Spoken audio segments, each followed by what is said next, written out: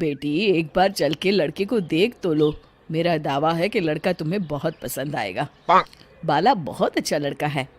हाँ हाँ बेटी, हम लोग तुम्हारे दुश्मन तो नहीं हैं। किसी अच्छे लड़के से ही तुम्हारी शादी करवाएंगे ना।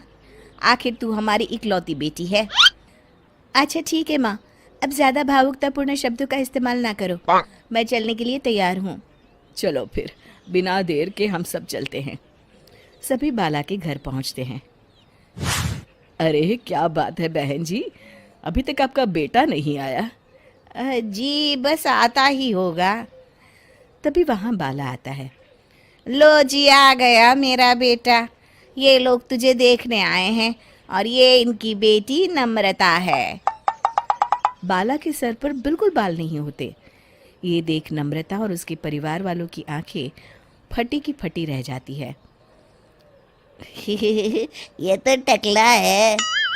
हे भगवान, माँ पिताजी, आप दोनों एक टकले से मेरी शादी करवाने वाले थे। अरे ये तो पूरा उजड़ा चमन है। देखो बेटी, इस तरह किसी का मजाक उड़ाना गलत है। किसी के बारे में इस तरह की बातें नहीं करते। बालों का क्या है, वो तो आते जाते रहते हैं। लड़का टकला है तो क्या हुआ, इंजीनियर है, अच्छा खासा कमाता है। आप चुप रहिए जी। इसकी तरफदारी इसलिए कर रहे हैं क्योंकि आपके भी सर पर बाल नहीं है।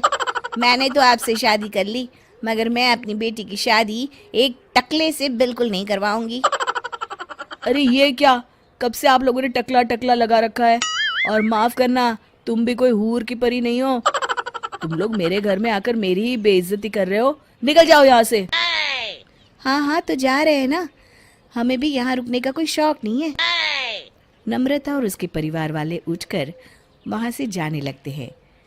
तभी नम्रता का छोटा भाई जाते जाते कहता है, टकला, तेरा बाप टकला। और इस तरह बाला का रिश्ता टूट जाता है। फिर एक दिन सड़क के किनारे एक आदमी घूम घूम कर कंधी बेच रहा होता है। कंधी ले लो, कंधी, एक से बढ़िया एक कंघी ले लो, नए जमाने की कंघी ले लो। अरे भाई ये ले लो। घूमते घूमते वो बाला के पास पहुंच जाता है। अरे भाई साहब, कंधी लोगे क्या? ये लो। तभी उसकी नज़र बाला के सर के ऊपर पड़ती है। अरे माफ़ करना भाई साहब, आप इसे लेकर क्या करोगे? आपके सर पर तो बाल ही नहीं है, आपका तो स्टेडियम पूरा खाली है। चलता हूँ, कंधी ले लो, कंधी ले लो। कंधी वाले की बातें सुनकर बाला को बुरा लगता है। उस समय बाला को ऐसा महसूस होता है कि उसके लिए दुनिया में सबसे कीमती कोई चीज़ अगर है तो वो सिर्फ बाल है।